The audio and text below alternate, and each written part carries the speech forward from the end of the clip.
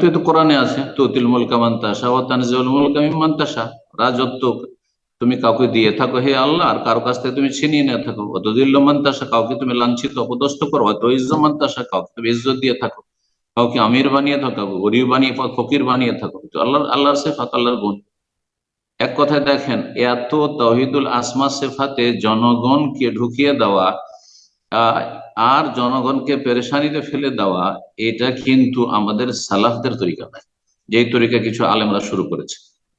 এটা শেখ সাফিউর মোবারকপুরি বলতেন যে জনগণ, আর এটা ভালো কোশ্চেন, বড় বড় সৌদি আরবের ওলামারা বলছেন, জনগণ আলাল ফিতরা, প্রাকৃতিক ইসলামের ওপর, ফিতরাতুল ইসলামের ওপর যদি থাকে, যে আমি ইসলামে যা প্রমাণিত, কোরআনে বা হাদিসে যা প্রমাণিত, আল্লাহ সম্পর্কে, আল্লাহর দিন সম্পর্কে, রসুল সব মানি, অস্বীকার করি না, বাস মুসলিম সে।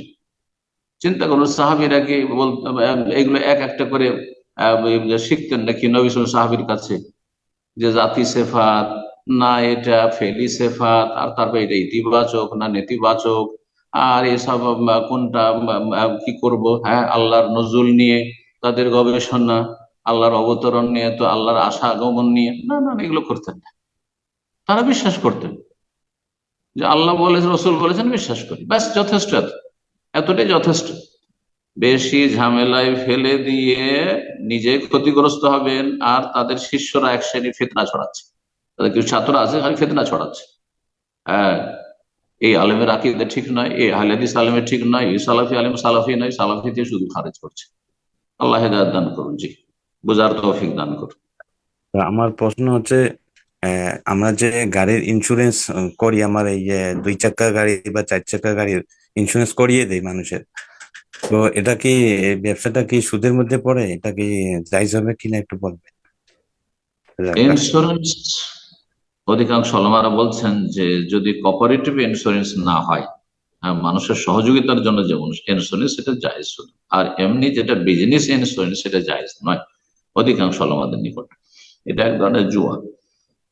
তো এই ক্ষেত্রে আপনি কোন ইন্স্যুরেন্স কোম্পানি চালাচ্ছেন, ব্যবসা করছেন, তার সাথে লেনদেন করছেন, তাতে জব করছেন, স্থাপে, এটা এগুলো জায়েজ। কিন্তু অনেক সময় ইন্স্যুরেন্স করতে বাধ্য, আইন বাধ্য করছে, হ্যাঁ, অথবা পরিস্থিতি বাধ্য করছে। ইন্স্যুরেন্স না করলে, আল্লাহ না করে হঠাৎ করে যদি একটা অ্যাক্সিডেন্ট হয়, লাখ লাখ টাকা চলে আসলো, কোথা থেকে দেবেন আপনি?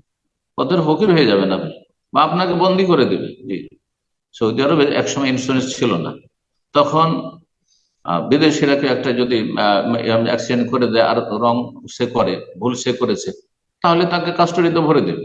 বেচারা রুজি রোজগার থেকে বঞ্চিত, তার ছেলে মেয়ে আছে, পরিবার আছে, এইরকম পরিস্থিতিতে তারপরে ইন্স্যুরেন্স আসলে একসময়। তো ইন্স্যুরেন্স জায়েজ নয় কোন জায়গায়, কিন্তু কথা হচ্ছে যে যদি দেখা যায় যে এরকম পরিস্থিতি, ইন্স্যুরেন্স না করলে আমার বড় ধরনের ক্ষতি হয়ে যাবে, তাহলে এরকম পরিস্থিতি হলে জনসাধারণের জন্য জায়েজ।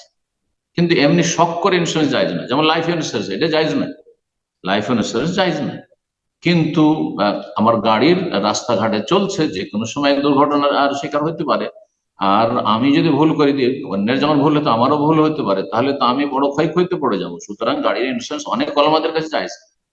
এই জন্য কাতার থেকে অনেক আগে আমরা ছাত্র জীবনে যখন বেনারস জামিয়া সালেহায় পড়তাম, একটি কিতাব একজন সালাফি আলেম লিখেছিলেন, তাতে বলেছেন যে একমাত্র লাইফ ইন্স্যুরেন্স জায়েজ নয়, বাকি ইন্স্যুরেন্স গুলি যদি মানুষ প্রয়োজন হয় করতে, হেলথ ইন্স্যুরেন্স, এখন হঠাৎ করে মানুষের বড় ধরনের রোগে আক্রান্ত হতে পারে, এখানে লাখ লাখ রিয়াল বিল চলে আসে, কোথা থেকে দেবে সে?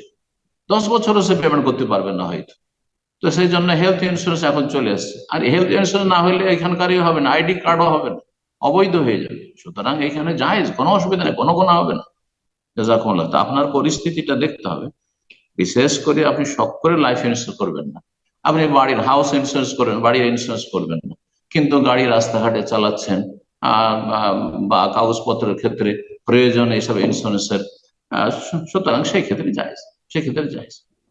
এই ব্যবসাতে আপনি পুরোপুরি ইনভলভ হবেন না, কিন্তু প্রয়োজনে জায়েজ আছে। জাযাকুমুল্লাহ।